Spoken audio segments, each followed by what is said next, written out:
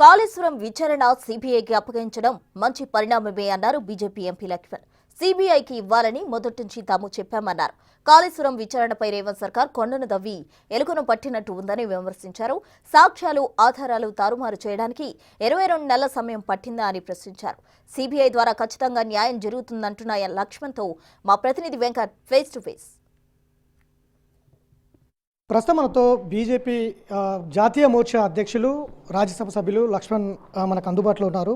సరేండి సార్, కాళేశ్వరం పైన 16 నెలల పాటు విచారణ, కమిషన్ ఏర్పాటు చేయడము, తర్వాత ఆ నివేదిక 650 పేజీల పైగా నివేదిక ఇవ్వడము, అసెంబ్లీలో ప్రవేశపెట్టడము, తర్వాత చివరికి సిబిఐకి అప్పచెప్తా అంటూ సభ తీర్మానం చేయడము, ఓవరాల్గా కాళేశ్వరం అంశాన్ని ఎట్లా చూస్తాం? ఇప్పుడు ఇంతకుముందు చెప్పినట్టుగా దొంగలు పడ్డ 6 నెలలకు కుక్కలు మోగినట్టుగా, లేదా కొండను తవ్వి ఎలుకను పట్టినట్టుగా 2 రోజుల ప్రత్యేక అసెంబ్లీ సమావేశాల ద్వారా రేవంత్ రెడ్డి గారు తేల్చారు. అంత రాష్ట్ర సమస్యలతో కూడుకున్న ప్రాజెక్టు. ఇదే రేవంత్ రెడ్డి గారు పీసీసీ అధ్యక్షుని హోదాలో కూడా వారు కూడా ఇదే ప్రస్తావించారు.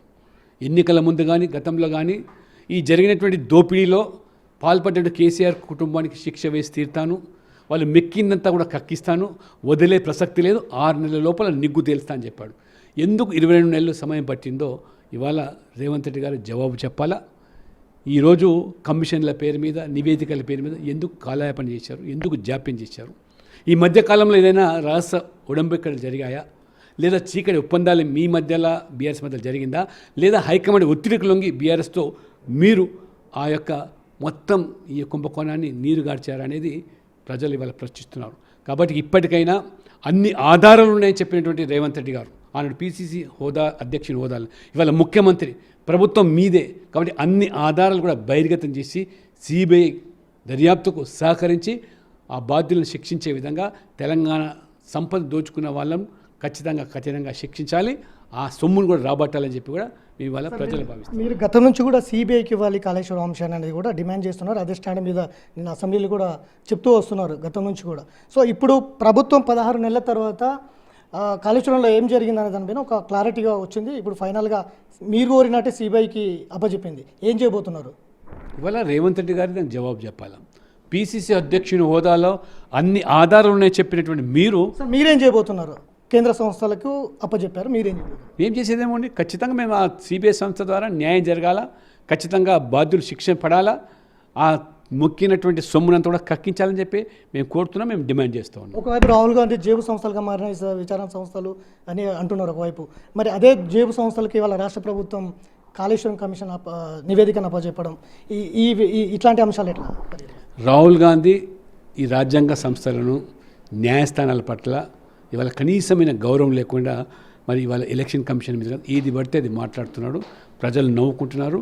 3 ఎన్నికల్లో వారి నాయకత్వాన్ని జరిగినటువంటి మరి కాంగ్రెస్ పార్టీ ఏ రకంగా 100 సీట్లు సాధించలేకుండా ప్రజలు మరి ఆ యొక్క తీర్పునిస్తున్నప్పటికీ కూడా వారి కనీసమైనటువంటి అవగాహన లేకుండా ఏ రకంగా మాట్లాడుతున్నారో వారు ప్రజల్లో పలచనైపోయినారు. ఇవాళ రేవంత్ రెడ్డి గారు వారు రాహుల్ గాంధీకి వారే జవాబు చెప్పుకోవాలి. రాహుల్ గాంధీ రేవంత్ రెడ్డి గారికి ఖచ్చితంగా ఆదేశాలు ఇవ్వాలి.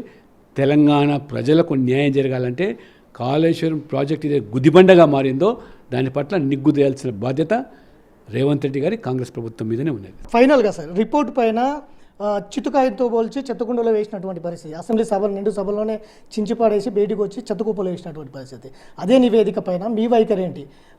ఇప్పటి వరకు హైకోర్టు కూడా బీఆర్ఎస్ వెళ్ళినటువంటి పరిస్థితులు ఉన్నాయి. ఓవరాల్గా కాళేశ్వరం ఇచ్చినటువంటి నివేదిక పైన బీజేపీ వైఖరి ఏంటి? కేటీఆర్ గారు నిజంగా ప్రజలు ఇచ్చినటువంటి ఏదైతే వారికి శిక్ష, నిజంగా మిమ్మల్ని చిత్తు కాగితాలుగా భావించే మిమ్మల్ని ఓడించినా మీకు ఇవాళ కూడా బుద్ధి రావటం లేదు. మీ అహం తగ్గించుకొని ప్రజలు మీరు చేసిన తప్పిదాలు ఒప్పుకొని పాశ్చాత్యం చెంది మరి ఆ రకంగా ఇవాళ నివేదికల పట్ల ఉన్నటువంటి లొసుగులు ఉంటే దాన్ని ప్రశ్నించండి. కానీ చిత్తు కాగితాలని చెప్పి చెత్తబుట్టలు వేస్తే ప్రజలు ఇప్పటికీ మేము చెత్తబుట్టలు వేశారు. కాబట్టి ఇప్పటికైనా మీ పద్ధతి మార్చుకోండి.